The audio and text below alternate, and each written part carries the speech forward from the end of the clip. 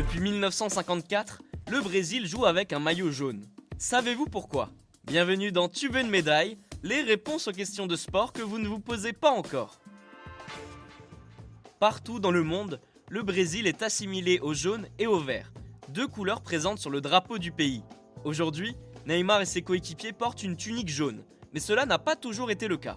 Le maillot de la Seleção a longtemps été blanc. Pour comprendre ce changement, revenons en 1950. Cette année-là, le Brésil organise la 4e Coupe du Monde de l'histoire, la première dans le pays. La Seleção est la favorite de la compétition. La preuve, les Brésiliens se hissent jusqu'au match décisif et affrontent l'Uruguay. A l'époque, il n'y a pas de finale, c'est une poule finale de 4 équipes avec un classement. La dernière rencontre décisive se déroule au Maracanã devant près de 200 000 supporters. Tout le monde considère le match Brésil-Uruguay comme une finale. Le pays hôte est le grand favori puisqu'un match nul lui suffit. Vous l'aurez compris, toutes les conditions sont réunies pour que le Brésil remporte la Coupe du Monde et soulève le trophée Jules Rimet. Mais rien ne se passe comme prévu. Le Brésil s'incline 2-1. C'est la stupeur dans le stade et dans tout le pays.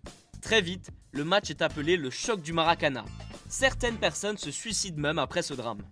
Pour oublier cette déroute, un journal brésilien, le Correio da Manhã, décide d'organiser un concours pour imaginer un nouveau maillot. L'objectif est de faire le deuil de cette humiliation. Le vainqueur se nomme Aldir Garcia Schli. Ce jeune homme de 19 ans intègre les 3 couleurs du Brésil sur son maillot, le jaune, le vert et le bleu. La sélection brésilienne joue pour la première fois avec sa nouvelle tunique en 1954 face au Chili. Neymar et sa bande ont récemment revêtu un maillot blanc lors de la Copa América de 2019. Une manière d'oublier cette malédiction de la tunique blanche. Et bien voilà, vous savez maintenant pourquoi le Brésil joue en jaune.